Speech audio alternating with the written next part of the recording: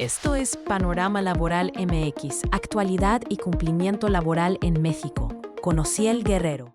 ¿Qué tal? Bienvenidos de nueva cuenta a una edición de Panorama Laboral MX. En esta ocasión, del mes de diciembre 2025, platicaremos sobre todos los temas que han surgido durante el último mes, todas las novedades relevantes en materia laboral y que tienen un impacto para la empresa. Aprovecho para invitarte a que te suscribas a mi canal, a que te suscribas también en las plataformas de podcast como Spotify, Apple Podcast, para que puedas estar al tanto de todas las novedades que estamos compartiendo durante el mes. Iniciaremos con dos temas que son muy relevantes y que teníamos meses esperándolos. En particular, uno de ellos es el de la reducción de jornada, que es el primero que voy a platicar, ya que finalmente la presidenta de la República, Claudia Sheinbaum, ha anunciado la confirmación de algo que ya veníamos especulando en meses anteriores y que finalmente lo que establece a través de este anuncio y de una presentación que hacen en la conferencia matutina de parte de la Secretaría del Trabajo es que la reforma de reducción de jornadas se estará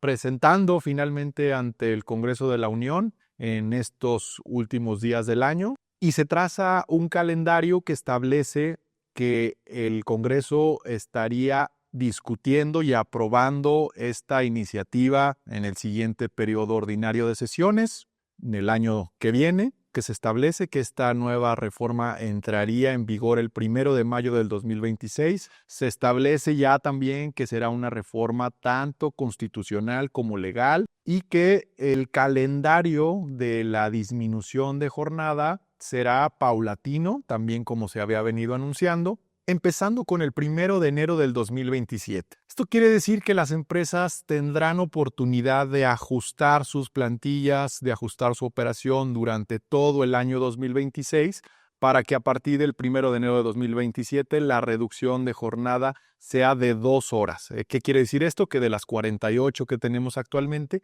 bajaremos a 46 y así sucesivamente nos iríamos con 2 horas cada año para llegar al año 2030 con la meta que se han propuesto de 40 horas. Entonces, pues bueno, esto finalmente ya representa un avance y da mucho mayor claridad a las empresas frente a este cierre de año. Y además se anuncian algunos otros puntos que me parecen importantes de destacar. Uno de ellos establece que la reforma tendrá una prohibición para que las jornadas de trabajo puedan ser de más de 12 horas al día. Habrá que ver cómo viene esta redacción, pero es algo interesante. Otro de los puntos que también se anunciaron en esta presentación y que vale la pena destacar es respecto a la posibilidad, señala esta presentación, que tendrán los trabajadores de laborar tiempo extraordinario de un periodo de 9 a 12 horas semanales. Y también habla de la implementación de un tope que actualmente no tiene la Ley Federal del Trabajo respecto a las horas extras al triple. Y esto se establece que sería un tope de 4 horas extras al triple. Entonces, bueno, pues habrá que ver cómo viene esta redacción. Insisto, al día de hoy lo que conocemos es una presentación que se hizo en esta conferencia y que se ha circulado por parte de la Secretaría del Trabajo. Y finalmente, otro de los puntos interesantes de este tema, se señala esta presentación, la implementación de un registro electrónico de asistencias que deberán emplear de manera obligatoria todos los empleadores en el país. Y esto, pues bueno, será también algo muy novedoso. Se establece, según esta presentación, que la Secretaría del Trabajo emitirá unas disposiciones de cómo deberá implementarse este sistema de registro electrónico obligatorio para que de esta manera también pues se tenga mejor contabilizadas las horas de las personas trabajadoras. Entonces, pues bueno, es un tema que seguramente nos dará mucho diálogo en los siguientes meses. Desde luego, en cuanto se dé a conocer la iniciativa oficial, que sea la que llegue al Congreso de la Unión, dará lugar a un análisis importante sobre la redacción de la misma y por esa razón pues los invitamos a que estén al pendiente de las novedades que estemos compartiendo a través de Panorama Laboral MX y de Vega Guerrero y Asociados. Otro de los temas relevantes que se ha anunciado también recientemente es el incremento al salario mínimo. La Comisión Nacional de Salarios Mínimos, como cada año, ha sesionado y ha anunciado cuál es el incremento que tendrá el salario mínimo a partir del 1 de enero de 2026 y ha señalado que de los 278 pesos con 80 centavos que tenemos al día de hoy en el año 2025, pasaremos a 315 pesos con 4 centavos, lo que representa un aumento del 13% en términos generales y en particular para el caso de la zona libre de la frontera norte,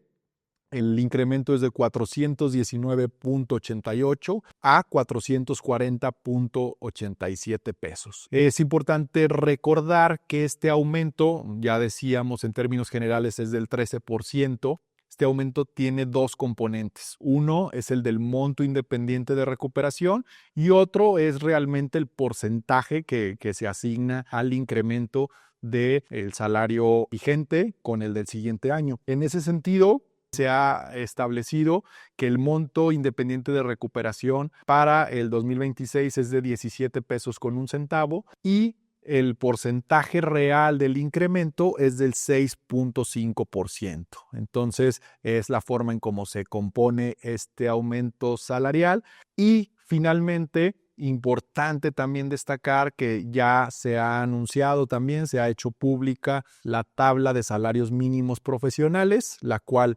está relacionada con este aumento al salario mínimo y que es importante que como empleadores revisemos a detalle. ¿Por qué? Porque muchas veces nos vamos con la creencia de que solamente existe un salario mínimo general y no revisamos si dentro de nuestra plantilla, dentro de nuestros trabajadores, existe alguna posición que sea cubierta por personal que desarrolle las actividades o tenga el mismo puesto que se establece en esta tabla de salarios mínimos profesionales. Y entonces tenemos que igualmente verificar cuál es este salario mínimo y estar acorde a él. No podemos pagar por debajo de estos salarios mínimos, no solo el general, sino el de la tabla de salarios mínimos, ya que esto desencadenaría una sanción por parte de la Secretaría del Trabajo, podría resultar una multa económica, pero también podría resultar incluso una sanción penal de prisión, ya que se establece en la legislación que es un delito el pagar menos del salario mínimo. Pues bueno, la recomendación es verificar esta tabla, confrontarla con nuestras listas de nómina y aplicarla conforme a ello. Por otro lado, tenemos algunas otras novedades que surgieron en el mes pasado en materia laboral y que es importante que destaquemos. La primera de ellas que quiero compartirles y que son aquellos puntos que se publicaron en el Diario Oficial de la Federación y que tienen algún impacto en nuestras empresas, es un aviso que publica el Infonavit respecto a la ampliación que da para la implementación de la reforma del artículo 29. Recordarán que a principios de este año la ley del Infonavit tuvo una reforma importante con impacto a los empleadores en relación a que cuando tenemos casos de empleados que no tienen base salarial para pagar sus créditos de Infonavit o su arrendamiento social, la reforma establece que el empleador mantiene la obligación de cubrir los pagos hacia el Infonavit. Esto ha dado lugar a mucha discusión, a recursos judiciales que aún están pendientes por resolverse. Más adelante platicaremos de un par que ya se resolvieron por la Suprema Corte, pero que todavía falta de definirse el criterio general de cómo vendrá. Pero por lo pronto lo que el Infonavit ha hecho es ampliar el plazo para que los empleadores ajusten sus sistemas de nómina. Y lo que ha señalado es que durante el bimestre de noviembre y diciembre, es decir, el último bimestre, el 6 del año 2025, sea cuando ya se aplique esta nueva regla, que esto se traduce a que las empresas deberán reportarle al Infonavit a partir del mes de enero los pagos correspondientes de este último bimestre. Entonces, simplemente lo que el Infonavit dice es, sí se aplica la reforma como tal, pero la vamos a aplicar hasta el año que entra, por así decir, pero en realidad tendría las implicaciones con la nómina del último bimestre del 2025. Otro de los temas que también se publicaron en el Diario Oficial de la Federación durante el pasado mes de noviembre es otro aviso que hace el Infonavit respecto a la obtención de su constancia de situación fiscal de empleador. Y esto lo que establece es simplemente un aviso en donde el Infonavit dice: para obtener esta constancia de situación fiscal respecto a obligaciones de vivienda, el Infonavit validará que todos los registros patronales asociados a la empresa que está solicitando la constancia tengan el debido cumplimiento de todas sus obligaciones precisamente frente al instituto. Y esto, como lo hemos mencionado aquí, tiene cierto impacto principalmente relacionado con temas de REPSE, porque cuando queremos tramitar nuestro REPSE ante la Secretaría del Trabajo y Previsión Social, recordemos que el sistema por default nos establece un indicador de si tenemos opinión positiva tanto del Infonavit como del IMSS y como del SAT. A lo que refiere este aviso es que en el caso de Infonavit se da mayor claridad a que cuándo vamos a obtener nuestra constancia u opinión positiva, y que es precisamente cuando estemos en cumplimiento total de nuestras obligaciones de todos los registros patronales que estén asociados a nuestra entidad. Otro de los temas que se publicaron en el Diario Oficial de la Federación durante el pasado mes de noviembre fue el aumento salarial al contrato ley de la industria azucarera. Y aquí hago un breve paréntesis para recordar qué son los contratos ley. Son estos contratos en donde uno o más sindicatos se ponen de acuerdo con uno o más sindicatos de empleadores o con empresas, y que estos contratos aplican a la totalidad de la industria en una región en específico o en todo el país, ¿no? Y en particular este contrato de la industria azucarera y alcoholera aplica prácticamente en lo largo y ancho del país, y el aumento que se ha anunciado es del 4.9% al salario general. Esto para las empresas que forman parte de la industria azucarera tiene totalmente relevancia porque se tienen que sujetar al tabulador que en este convenio de revisión se ha publicado el pasado 24 de noviembre en el Diario Oficial de la Federación. Pero para todas las demás empresas que no forman parte de la industria azucarera, tiene relevancia, y lo comparto porque son estos aumentos los que en muchas de las ocasiones van fijando los acuerdos, los porcentajes en los cuales se llegan a acuerdos en las negociaciones colectivas con otros sindicatos, pero que son porcentajes de cierta referencia. Entonces, decir 4.9% es el monto que están acordando en este caso para el aumento del contrato ley de la industria azucarera. Otro de los temas que se publicó también en el Diario Oficial de la Federación durante el pasado mes de noviembre es un acuerdo en donde se publican nuevas certificaciones del programa Conocer. Recordemos que este programa de Conocer, que es el Comité Técnico del Consejo Nacional de Normalización y Certificación de Competencias Laborales, es quien aprueba y publica los estándares de certificación laboral a través de la cual los empleados que busquen acceder a ciertas plazas, a ciertas posiciones en las empresas, pueden capacitarse y acreditarse como especialistas en determinadas materias, y que esto facilita tanto a los empleados, pero también a los empleadores, el poder capacitar tanto a su personal como a las personas que están buscando reclutar, también saber si tienen ciertas habilidades. En esta ocasión, las nuevas habilidades o competencias que se busca crear son relacionadas con inteligencia artificial, con creación de contenido, y en particular me llama la atención para las áreas de recursos humanos una que es la atención de procesos de inspección precisamente en centros de trabajo, y que esta puede servir precisamente a las áreas de recursos humanos porque ahí podemos también capacitar a nuestro personal y de esta manera poder atender de mejor manera las inspecciones que vienen por parte de la Secretaría del Trabajo y Previsión Social. Y finalmente, otro de los puntos que se publicó durante el pasado mes de noviembre en el Diario Oficial de la Federación es el Programa Sectorial del Trabajo y Previsión Social 2025-2030. Este es un programa en el cual se contienen los puntos estratégicos que la Secretaría del Trabajo y Previsión Social estará trabajando durante los 5 años. Y esto es importante porque aquí podemos ver cuál es el rumbo que va a mantener o redireccionar en su caso la Secretaría del Trabajo y hacia dónde vamos a ir como empleadores en esta línea que vaya marcando la Secretaría del Trabajo. Los puntos que destaco acá es la formalización del empleo. Recordemos que es uno de los puntos que este gobierno ha venido insistiendo en que se tiene que transitar hacia la formalidad, y es que al día de hoy estamos hablando de que con datos del INEGI esta tasa de informalidad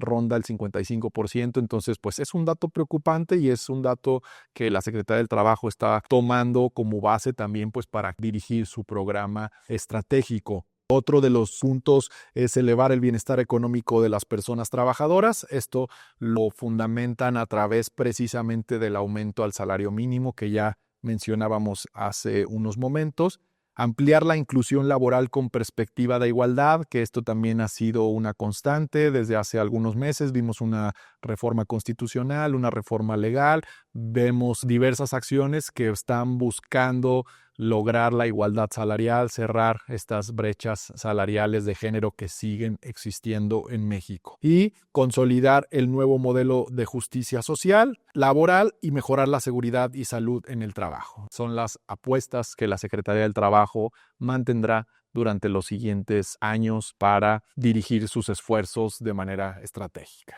Además de las publicaciones en el Diario Oficial de la Federación que tuvimos el mes pasado, ahora vamos a platicar de los dictámenes que están avanzando en la cancha legislativa. Esto significa, son aquellas reformas que ya fueron aprobadas en alguna de las cámaras, ya sea en el Senado de la República, en la Cámara de Diputados o en alguna de las comisiones legislativas. Y en este mes tuvimos solamente una de ellas que tuvo ya un avance significativo. Es una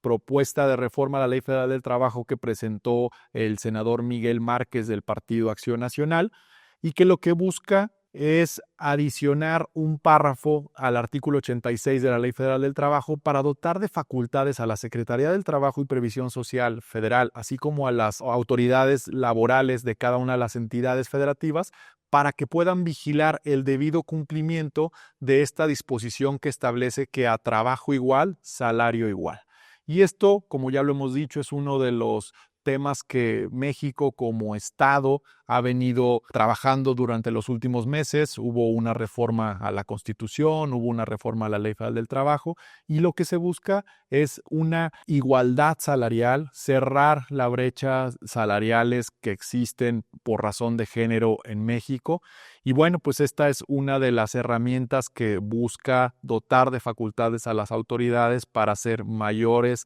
revisiones y en su caso sanciones a aquellos centros de trabajo que no estén aplicando de manera correcta este principio que tenemos en la Ley Federal del Trabajo. Entonces, pues veremos qué tal avanza. Es una reforma que ya fue aprobada por el Pleno del Senado de la República, ya está en la Cámara de Diputados y seguramente en los próximos días o meses estaremos viendo que la Cámara de Diputados la discuta y en su caso la apruebe para que entre en vigor. Pasamos ahora a la sección de iniciativas. Acá les platicamos de todas aquellas propuestas de reformas que presentan los legisladores federales, tanto en el Senado de la República como en la Cámara de Diputados, y que tienen cierto impacto laboral. Al día de hoy estas son solo propuestas, pero es importante que las conozcamos porque probablemente algunas de ellas lleguen a convertirse en ley o algunas de ellas no, pero considero una buena práctica el poder entender cuáles son las discusiones que se están llevando en el Poder Legislativo, porque en su caso podemos aplicar algunas de estos, por ejemplo, beneficios en nuestros centros de trabajo como derechos extralegales en beneficio precisamente de nuestras plantillas laborales. La primera de ellas es una iniciativa que propone la incorporación de los servicios sociales de tratamiento para animales al sistema de seguridad social tanto del IMSS como del ISSSTE. Y es una propuesta interesante, es una iniciativa que propone el senador Virgilio Mendoza del Partido Verde Ecologista, y lo que busca es incorporar servicios veterinarios básicos como prestación en especie dirigidos a garantizar la salud física y emocional de los animales de compañía, incluyendo atención veterinaria preventiva, vacunación, desparasitado, esterilización y urgencias médicas. El senador del Partido Verde Ecologista de México señala que el 69.8% de las familias en México posee al menos una mascota y que entonces los gastos que se erogan para llevar a cabo tratamientos médicos, vacunaciones, esterilizaciones, pues representan un gasto adicional a la economía de las familias. Y por esa razón es que propone que todos estos gastos relacionados con el tratamiento médico de las mascotas sea supeditado al registro del Instituto Mexicano del Seguro Social, es decir, que dentro de las prestaciones que los empleados registrados ante el Instituto Mexicano del Seguro Social reciban, además del tratamiento médico, por ejemplo, que reciben de manera personal, esté también el tratamiento médico de los animales familiares y que de esta manera pues ayude también a mitigar los gastos que para ellos se destinan. Veremos si tiene eco esta iniciativa en el Senado de la República y cuáles serían sus impactos en materia laboral. Otra de las iniciativas que se presentaron en el Senado de la República en el pasado mes de noviembre es una iniciativa propuesta por la senadora Ruth González del Partido Verde Ecologista, y ella lo que propone es establecer la embargabilidad de los fondos de retiro de aquellos trabajadores que estén desempleados relacionados con temas familiares. Acá lo que se establece y en lo que se basa esta reforma es que hay un reciente criterio de la Suprema Corte de Justicia de la Nación publicado en el Semanario Judicial de la Federación, en donde precisamente en protección de las niñas, niños y adolescentes se busca que aquellos trabajadores que por alguna razón se encuentren desempleados y tengan la obligación de cubrir una pensión alimenticia a este sector, entonces se permita que sus fondos de retiro de la Afore puedan ser embargados y que entonces se cubra de manera excepcional la pensión alimenticia que está tramitándose. Algo que tiene un impacto social importante y que veremos qué tal avanza en el terreno legislativo. Otra de las iniciativas que se presentó el pasado mes de noviembre en el Senado de la República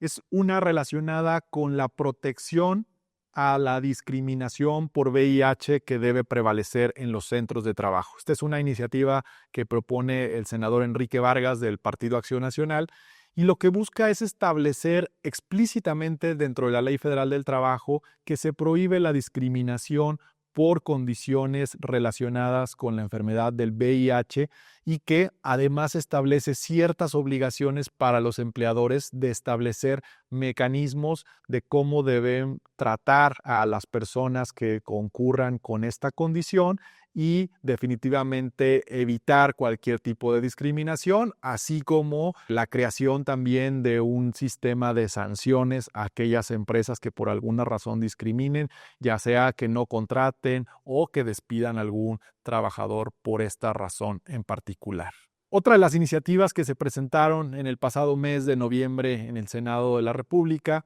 es una iniciativa en donde se busca ampliar el periodo de la licencia de paternidad a 12 semanas. Esto sería un incremento importante y la verdad es que es una de estas iniciativas que mes con mes vemos en donde alguno de los legisladores federales propone el incremento de estas licencias, ya sea de paternidad o de maternidad. En este caso es la senadora Beatriz Mojica del Partido Morena quien dice igualemos la licencia de paternidad a la licencia de maternidad. Ya lo hemos comentado en este foro. Actualmente la licencia de paternidad son 5 días, la licencia de maternidad son 12 semanas y entonces lo que buscaría esta modificación a la Ley Federal del Trabajo sería empatar ambas licencias. Otra de las iniciativas que se presenta en este pasado mes en el Senado de la República es una que busca también prohibir la discriminación, pero en esta ocasión por razón de uso de lengua, vestimenta o expresiones culturales indígenas o afromexicanas. Es una iniciativa que presenta la senadora Edith López Hernández del Partido Morena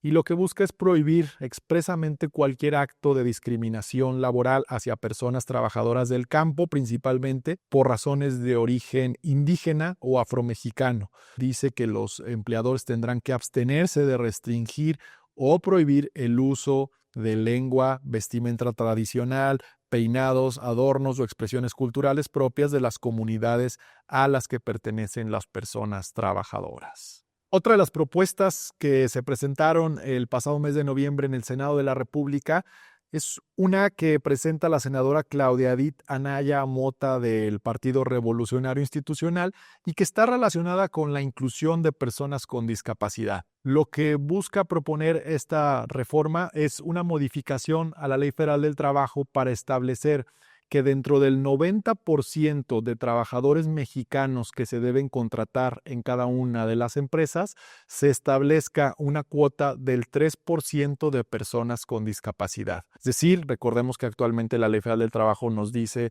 que dentro de nuestra plantilla laboral debemos de contratar al menos al 90% de origen nacional. Y entonces lo que se establecería es que dentro de ese 90% se considere al menos un 3% de personas con discapacidad. Busca incorporar acciones afirmativas como parte del concepto del trabajo digno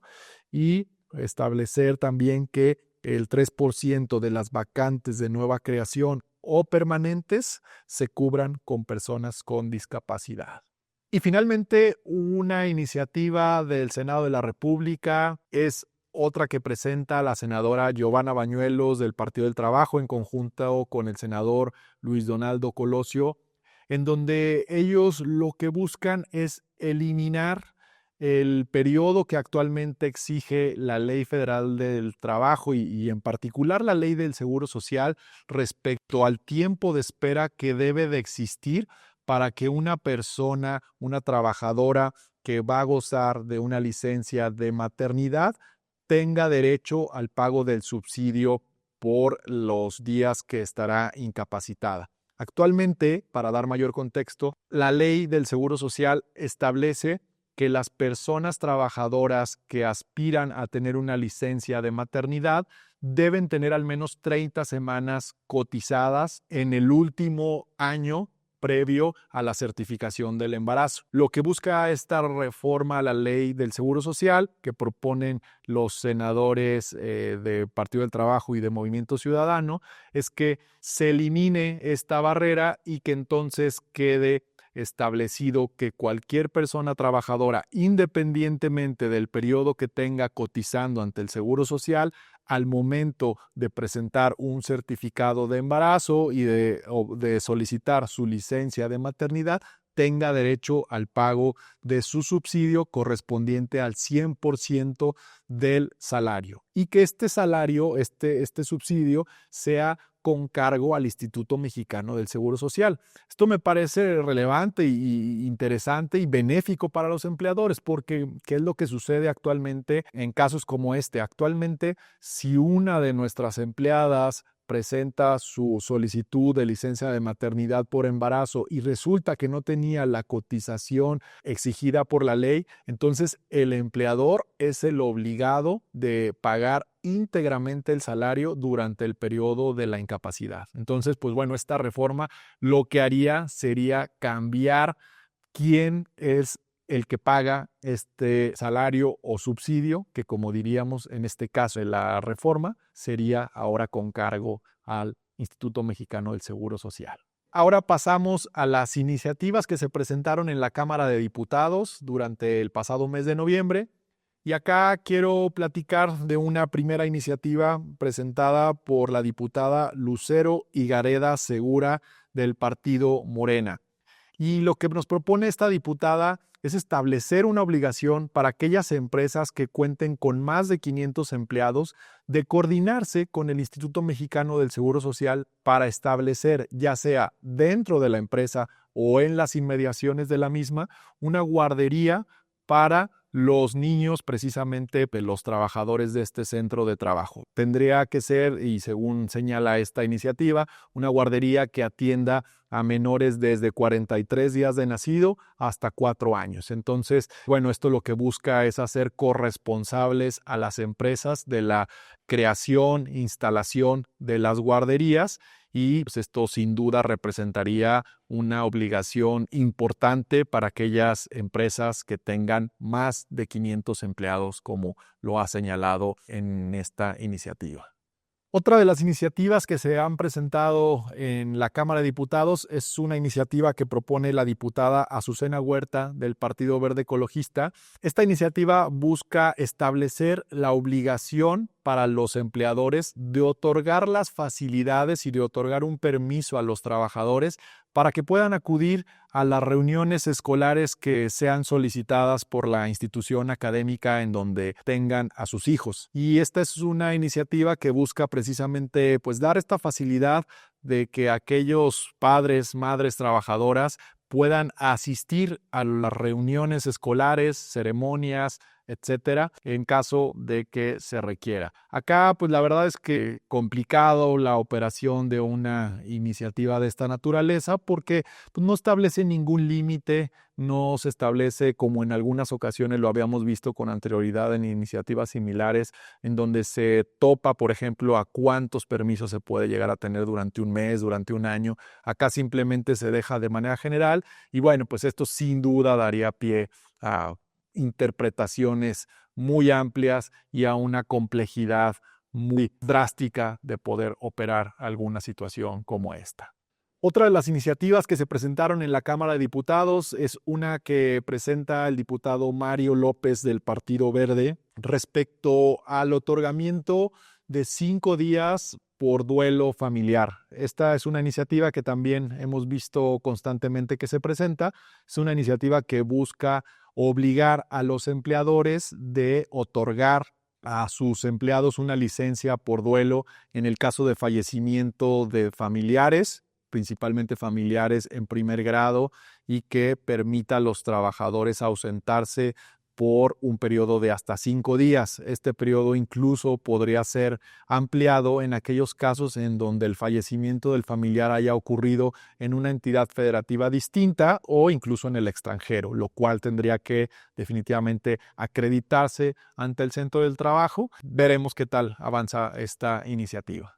Otra de las iniciativas que se presentaron es una iniciativa que presenta el diputado Carlos Mier de Morena. Esta iniciativa busca adicionar un día de descanso obligatorio al catálogo que tenemos en la Ley Federal del Trabajo. Recordemos que el artículo 74 de la ley es donde podemos encontrar cuáles son los días de descanso obligatorio. Acá lo que el diputado Mier busca es agregar el primer lunes de mayo en conmemoración del día 5 de mayo. Y que señala es que es una fecha que debería considerarse como festiva, que actualmente no es un día de descanso obligatorio y que bueno, pues en conmemoración de la batalla de Puebla debiera agregarse como día inhábil también al catálogo que actualmente tenemos.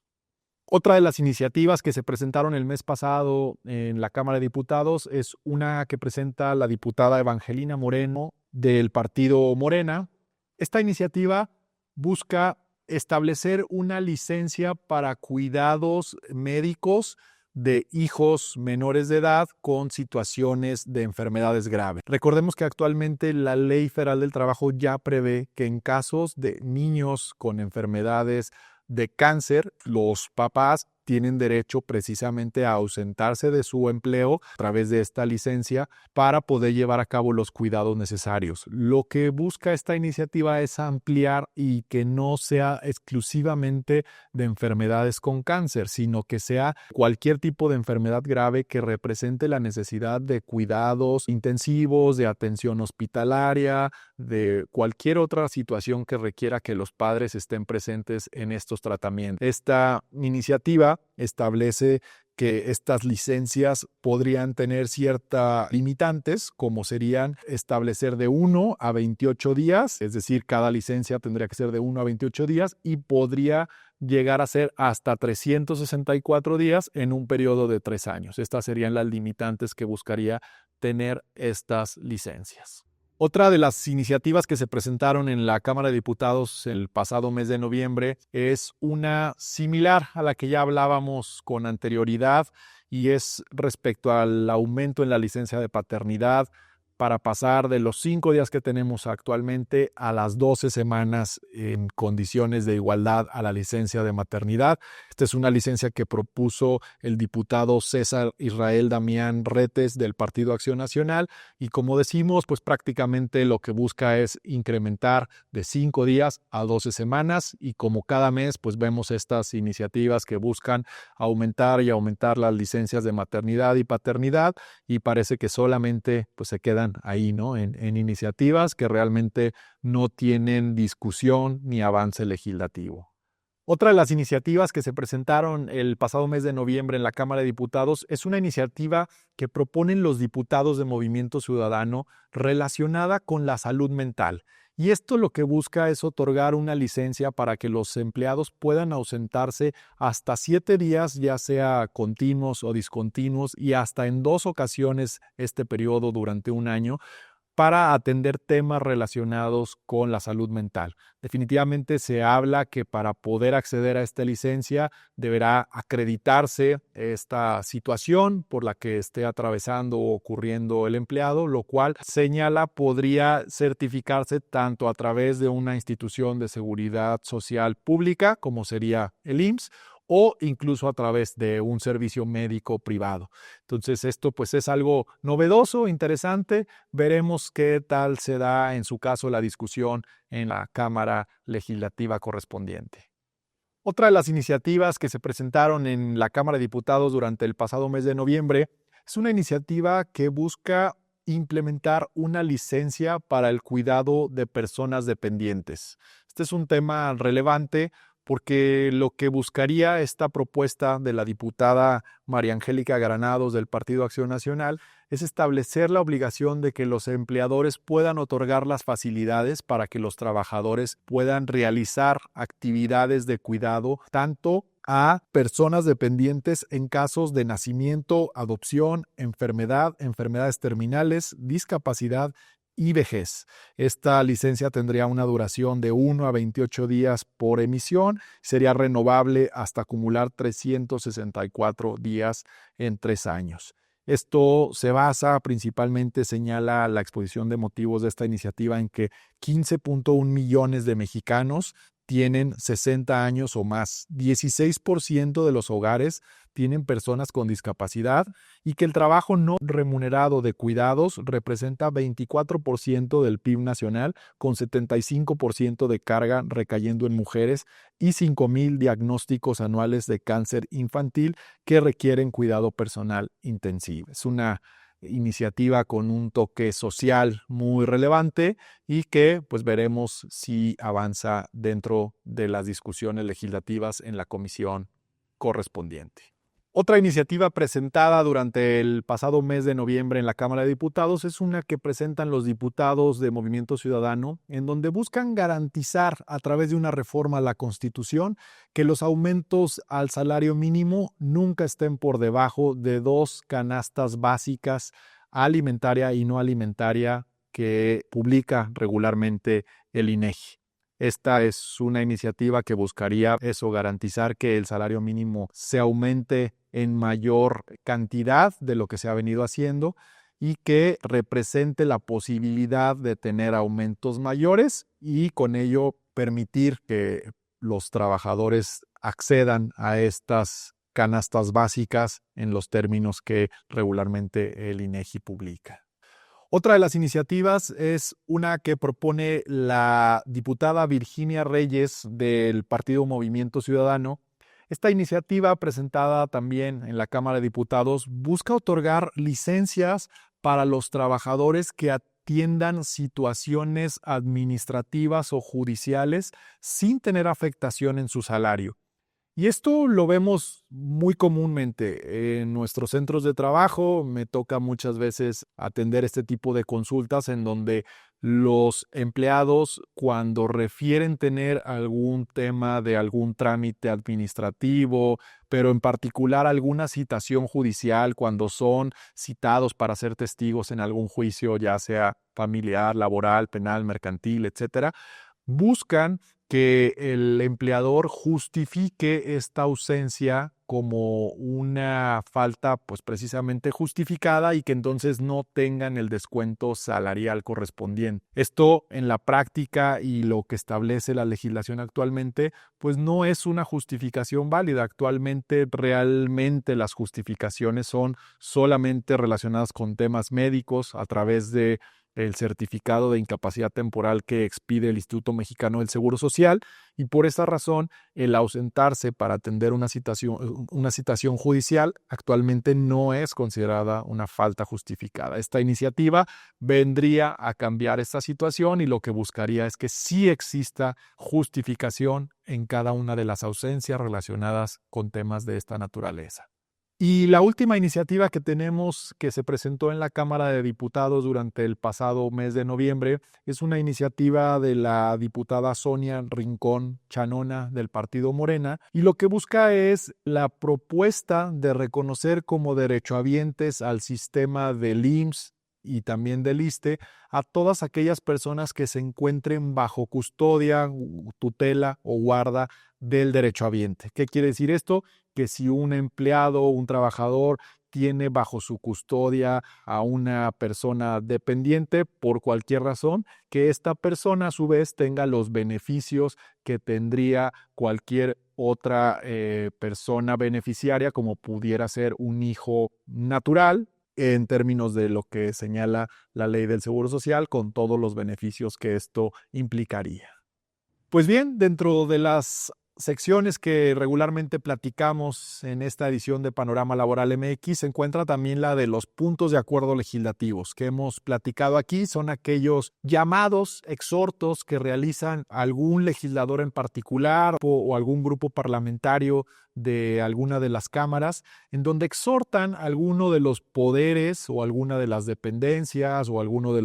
las entidades federativas a realizar ciertas actividades también en beneficio regularmente de la colectividad. En este caso, es un punto de acuerdo que propone la senadora Virginia Magaña Fonseca del Partido Verde Ecologista de México para elevar la norma mexicana NMXR 025-2015 de igualdad laboral y no discriminación a la categoría de norma oficial mexicana. ¿Cuál es la importancia de esto? Recordemos que las normas oficiales mexicanas son de cumplimiento obligatorio en todos los centros de trabajo, es decir, las NOMS, la norma oficial mexicana, es de cumplimiento obligatorio, y las normas mexicanas, las que no se consideran como oficiales, son aquellas normas que sirven para orientar o referir ciertos puntos, pero que no son de aplicación obligatoria. Actualmente tenemos esta norma mexicana de igualdad laboral y no discriminación, y lo que se busca con este exhorto es que la Secretaría del Trabajo lleve a cabo las acciones necesarias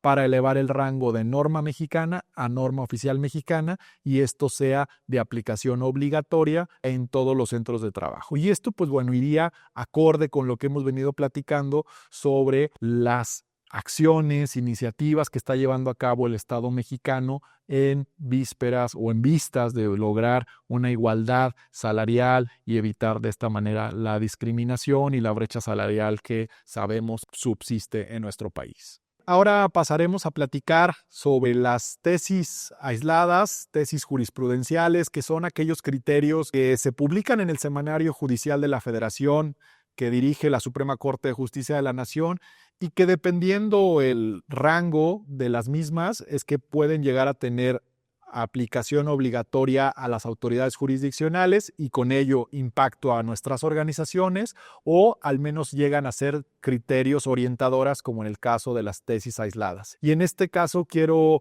compartir algunas tesis aisladas que se publicaron durante el pasado mes de noviembre. La primera de ellas se trata de una tesis aislada que, como decimos, es una tesis orientadora, pero que en realidad me parece que tiene aplicación obligatoria en los centros de trabajo, y establece que en aquellos casos en donde los trabajadores demanden el reconocimiento de su antigüedad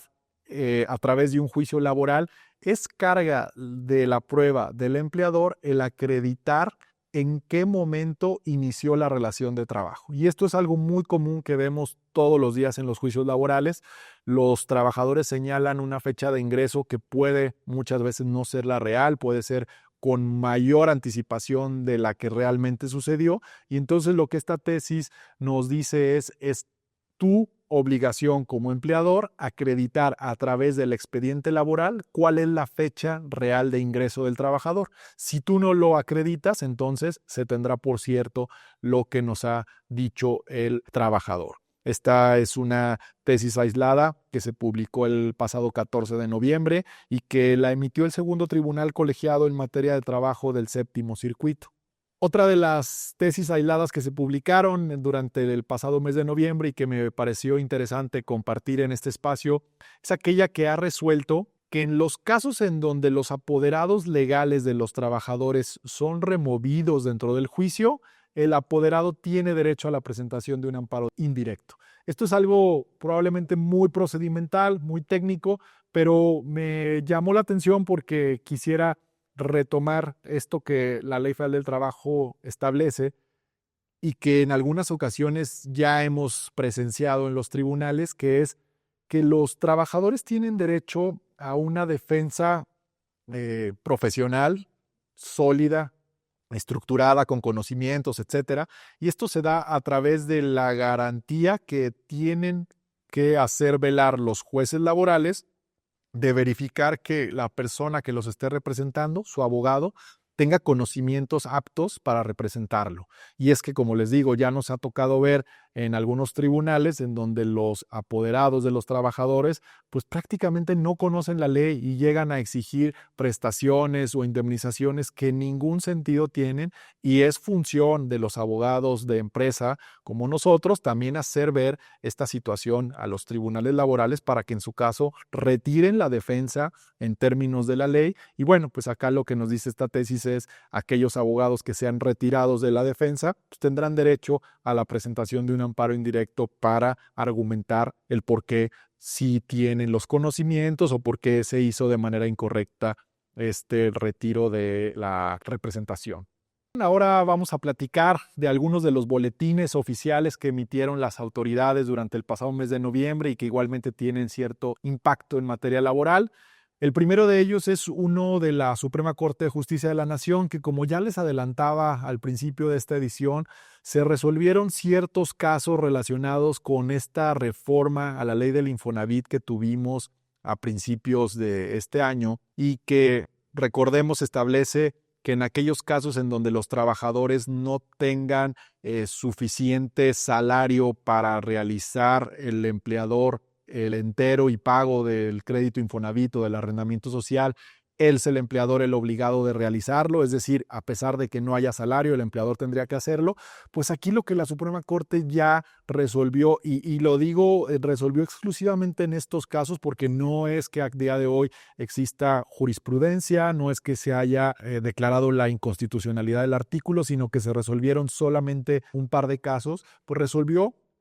que este criterio que los empleadores pueden suspender temporalmente los descuentos salariales por créditos Infonavit cuando la persona trabajadora no perciba salario por ausencia o incapacidad sin que ello constituya un incumplimiento. Lo que está diciendo es que como empleadores sí podemos suspender el pago al Infonavit hasta en tanto el trabajador no tenga nuevamente la base salarial para poder nosotros a su vez enterarle los pagos al Infonavit. Entonces, esto, insisto, no es aún de aplicación general, pero marca sin duda el parámetro de cómo veremos que se estarán resolviendo los amparos que se presentaron en contra de esta reforma y que muy probablemente sí llegue la declaración de inconstitucionalidad y entonces esto implique que efectivamente se considere que este artículo pues como tal no tiene aplicación hacia las empresas, lo que haría es evitar entonces que como empresa tengamos que estar pagando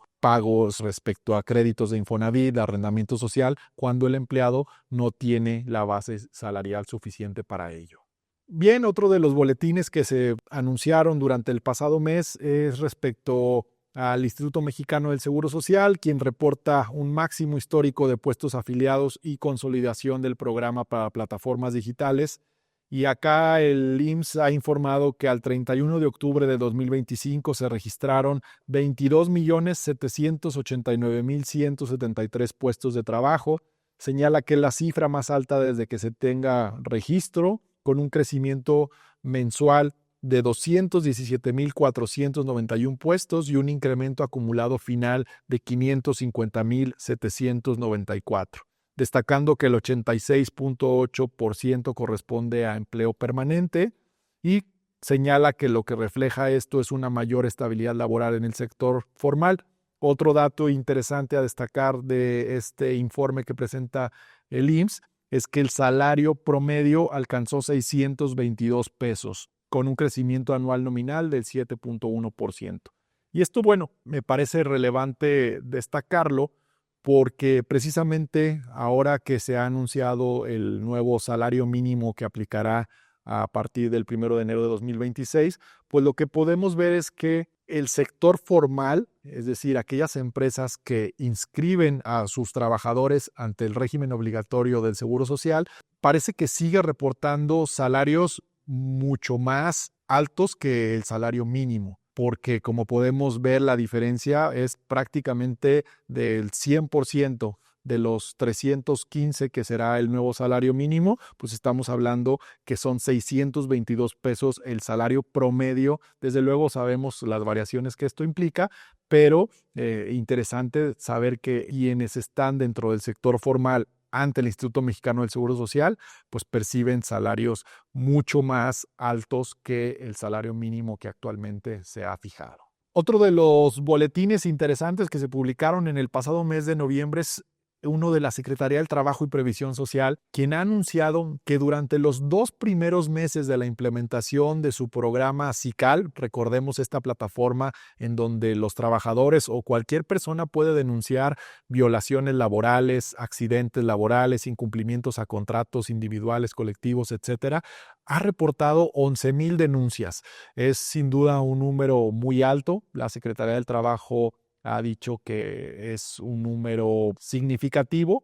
y que están analizando cada uno de estos reportes y se están haciendo la atención de los mismos conforme lo dispone su propio programa. Señalan que del total de los reportes, 86% corresponde a quejas laborales, 10.6% a incumplimientos contractuales y 3.4% a accidentes. Entonces, pues bueno, veremos al mediano plazo cuál es el resultado real que tiene esta plataforma, que sin duda ha dado lugar a muchas discusiones y a la posibilidad de que cualquier persona desde su dispositivo móvil pueda presentar una queja en contra de su empleador o de alguna violación laboral que haya tenido conocimiento por alguna razón.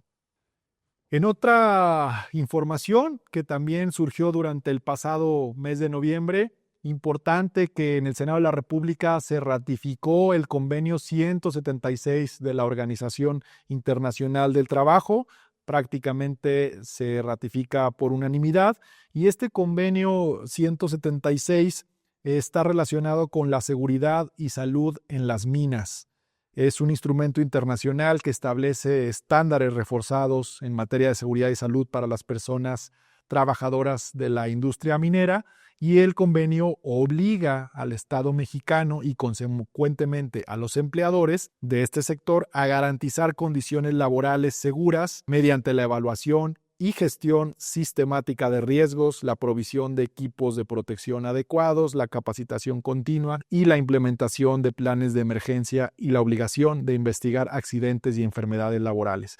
Como toda ratificación de un convenio internacional de esta naturaleza, como lo es los de la Organización Internacional del Trabajo,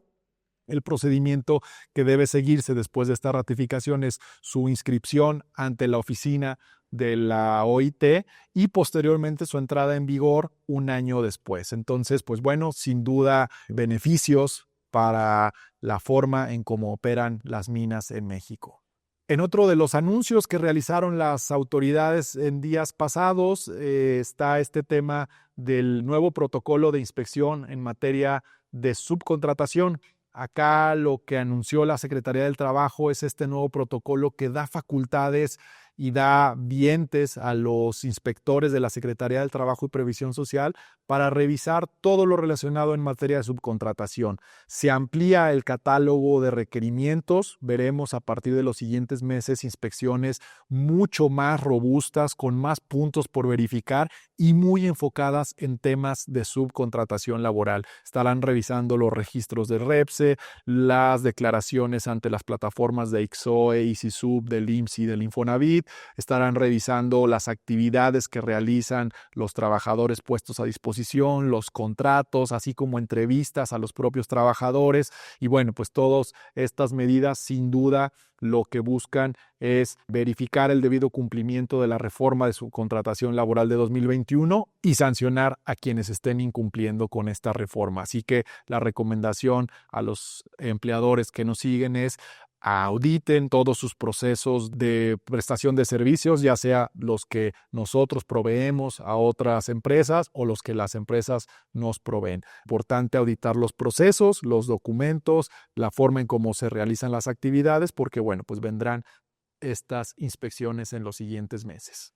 Y ya para cerrar la edición de este mes, comparto algunas de las noticias en materia laboral más relevantes que se han publicado en los medios de comunicación. La primera de ellas es respecto a que Estados Unidos suma ya 43 casos activados bajo el mecanismo laboral de respuesta rápida del TEMEC. Esto ya lo hemos platicado en este espacio, es relevante porque a través de este mecanismo se busca que las empresas cumplan con sus obligaciones laborales frente a sus trabajadores en México, principalmente en temas de denegación de derechos colectivos, cuando hay violaciones a estos derechos de los trabajadores para formar sindicatos, para afiliarse, o cuando hay injerencia de las empresas en apoyo a determinados sindicatos. Así que pues ya son 43 los casos que se han presentado